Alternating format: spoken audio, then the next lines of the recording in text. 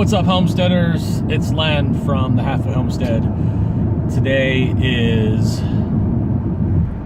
Tuesday, the 25th, I think, of September. I have no idea what today is.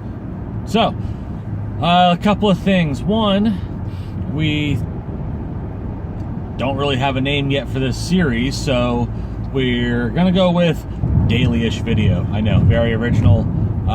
If you have a better name for it, or maybe we'll go with Dailyish Thoughts. That's probably a better idea, because who knows what the topic will be. It really comes down to what's going through my gray matter, and I don't mean this gray matter. I mean the stuff up here, and see kind of what's percolating up there, and how we can translate that to something of value, hopefully to viewers and listeners. So a couple of things. First off, bit of sad news.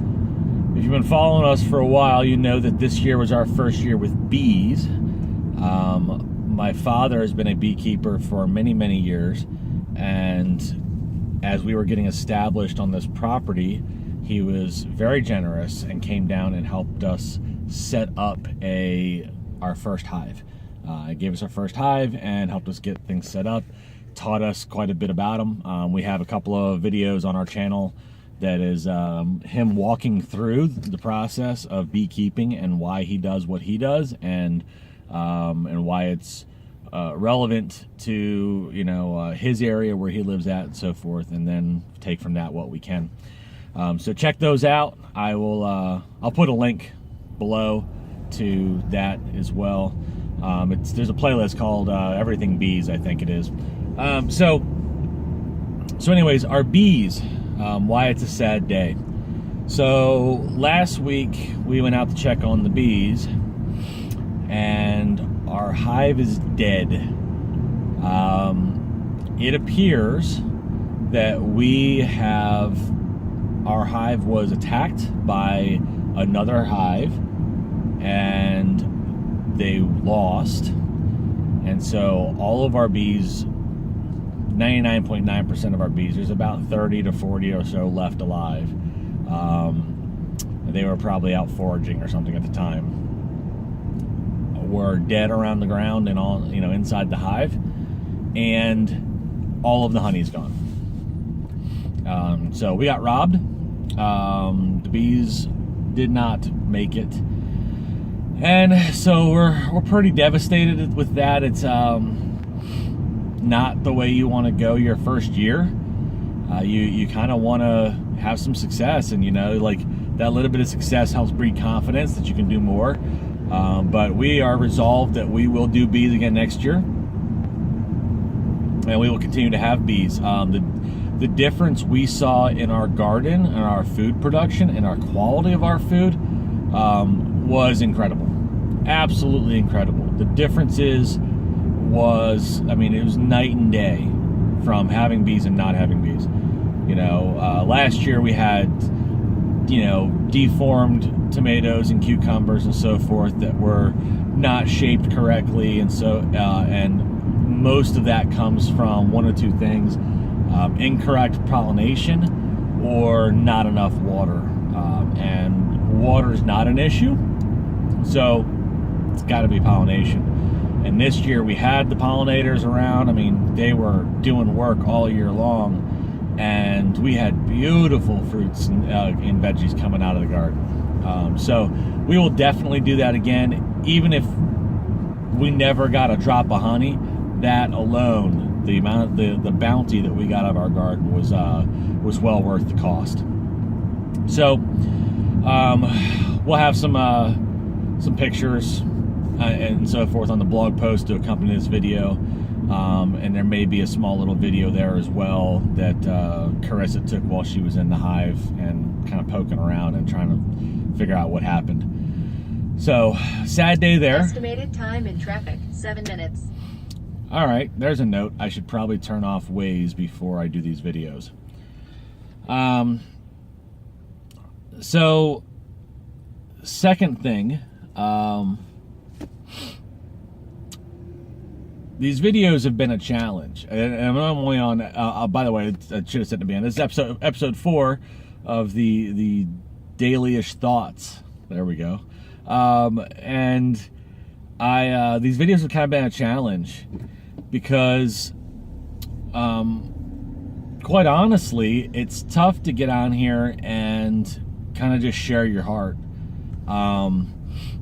I know that seems counterintuitive. Like, it seems like the whole world is prepared to get on social media and talk about how, they've been wronged or they've been hurt or they've, but that's not what we're trying to do. It's kind of like we're trying to give some folks just an alternative way of thinking of what they're getting smashed in the face with on social media every day. And doing that's hard because, there's a part of you that wants to jump on those bandwagons, no matter how much you don't believe in the cause, or you don't believe, and not necessarily believe, but you don't relate. It's hard to not jump on those bandwagons and to offer something different. And so, like, our passion is the homestead. It's trying to produce for ourselves and be, a little more self-reliant. And the challenge for me as the one doing these videos is that I'm gone so much from the property that I don't get to see all the little nuances, all the little discoveries that Carissa gets to see, and I'm very jealous of that. But we know what the goal is and what the plan is, and I'll get there. So sometimes it's I'm thinking like, okay, well, what am I going to talk about? What cool new thing is happening? And I can, she can say, oh, well, this happened today. Like, for example, she had a great story the other day about she's down feeding the turkeys, and they take and sometimes they're pecking at each other and beating each other in the face and so forth. They're just being they're being dominant, and this one would not stop, and they love her and they follow her around, and she bops them on the head. She's like, stop that. And this one would not stop at all. And so she had the 5-gallon feed bucket that she just got done emptying into their feed trough, and she put the bucket on its head, and it just sat down, laid down like it was going to go to sleep, like it's dark, it's time to go to sleep, and just sat there with a bucket on its head the whole time. That's hilarious. So, I miss out on those, and so it's difficult to try to say, oh, well, this cool thing happened, and talk about it with authority, because it didn't happen to me. So, gotta try to figure that out and figure out how we can bring you those amazing little things, because that's just something you don't ever think about, and it's the funny things that happen to farmers and homesteaders that we want to share and to put a smile on your face. I think looking at a turkey with a 5-gallon bucket on its head decide that it's nighttime and go to sleep is hilarious. Especially if you see how these guys act, especially the toms. They get up there and they're strutting all around, and yeah, it's pretty incredible. So, yeah, it's kind of tough, and to try to keep focused on what topics to bring. So I'm gonna do a brief aside very quickly about the hot button issue that everybody's talking about today, and that is the endless protests regarding the American flag. And I'm going to say some things that you're probably not hearing a whole lot of places. So, first off,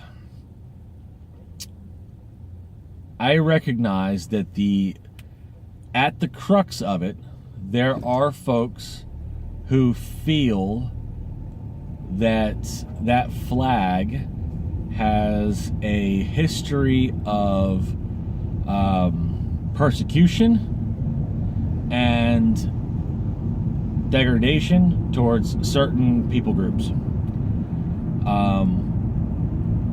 And I won't argue that those things have happened, or that they have not happened. They happened. There's no doubt about it. What I would say is that it's not because of that flag and what it stands for that those things happened. It is because of man's heart and its lack of heart towards others. It's not that the American flag and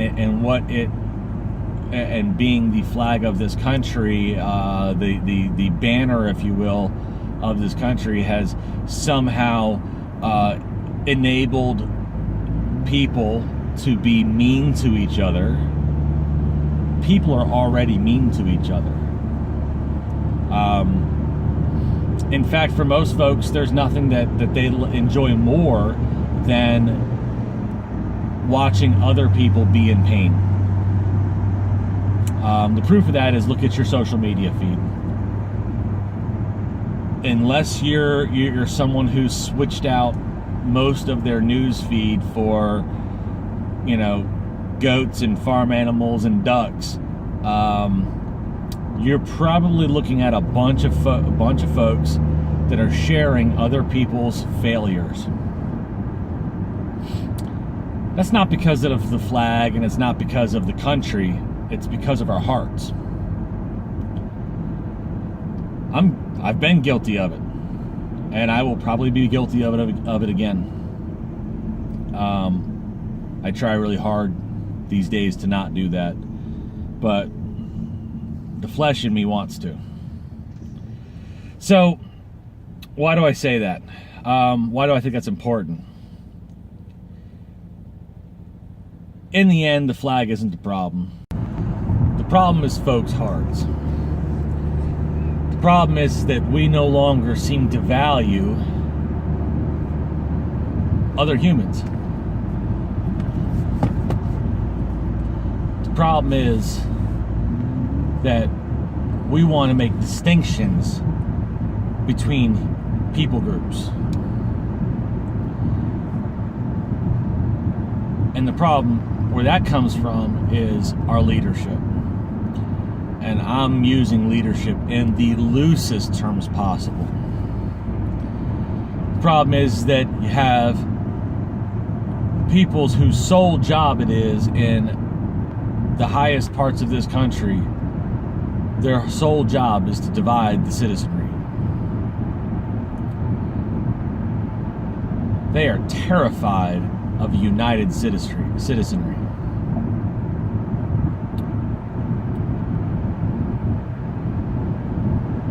I talk to people all the time from all political walks of life, from all religious walks of life. I shouldn't say all religious walks of life. I haven't talked to any Hindus or Buddhists lately, honestly. But from a Christian perspective, about every variation of Christian perspective that you can come up with, I talk to on a regular basis.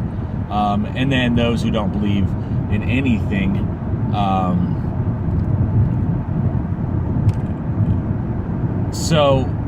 and when I talk to all these folks, the same things come true. It's all just where they're getting their division from. Their type of division that they're willing to accept. So they look at it and they say, they hear, well, this group did X. I don't want to use an example here because someone's going to point out, well, you're picking on such and such a group. Stop it. I'm not. It's just hard to talk about these things without using actual examples that happen in real life. Otherwise, the point gets lost. So, with the flag and the protests and so forth, the flag's not the problem, people. The America as a country isn't the problem. And as an aside, I should remind you that Statistically speaking, Americans that are below the poverty line are still in the top 1% of the world.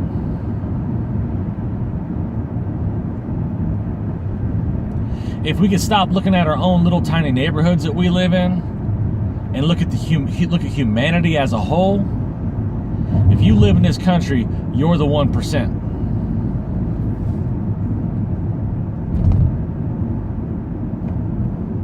How does that elitism that you keep accusing everybody else of having, how does it feel?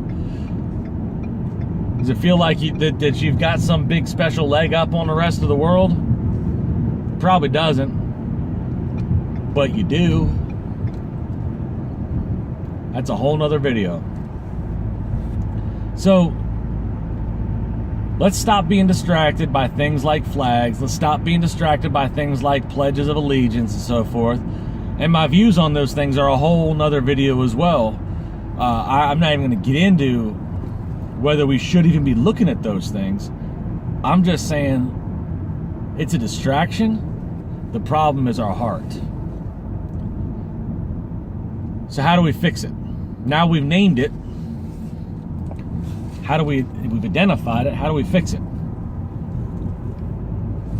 We stop looking for the leadership in our localities, our states, and our federal government to fix it for us.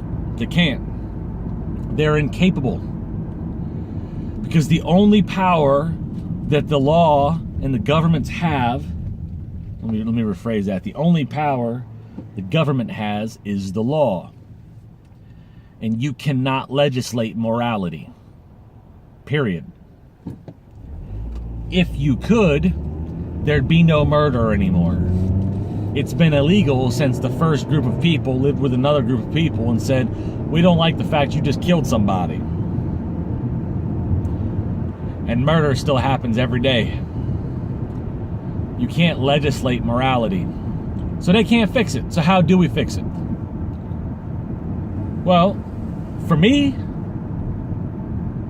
I say hello to people I don't know. I invite people I just met to my home for dinner. I invite people that I just met out to lunch.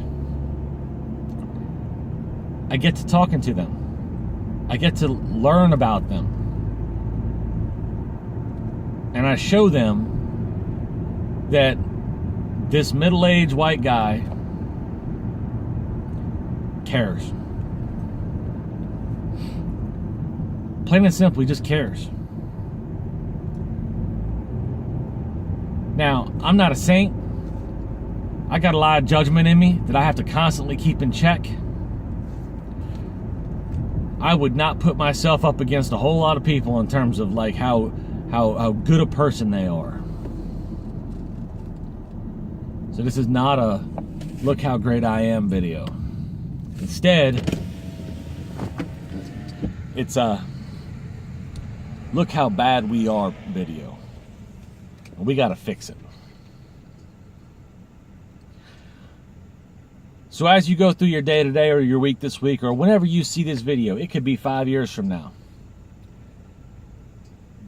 Get up, leave your computer, leave your phone, put your phone in your pocket, walk over, find somebody you've never talked to before on anything more than a cursory level and hug them. Tell them you appreciate them. Tell them you want to get to know them. And ask them how you can serve them. It ain't hard, people. It's not hard at all. So that's what I got today. That's my dailyish thoughts. I hope you enjoyed it. Leave some comments below.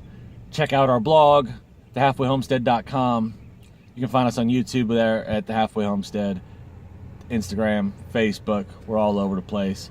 And if for some reason you want to support what we're doing, You want to comment, you want to encourage, you want to discourage. You don't like what we got to say, what we want to say. Tell me about it. Make your case. I'll listen. Maybe I'm wrong. I'm always open to the fact that I could be wrong. I've been wrong plenty. We'll talk to you guys. We love you. Bye.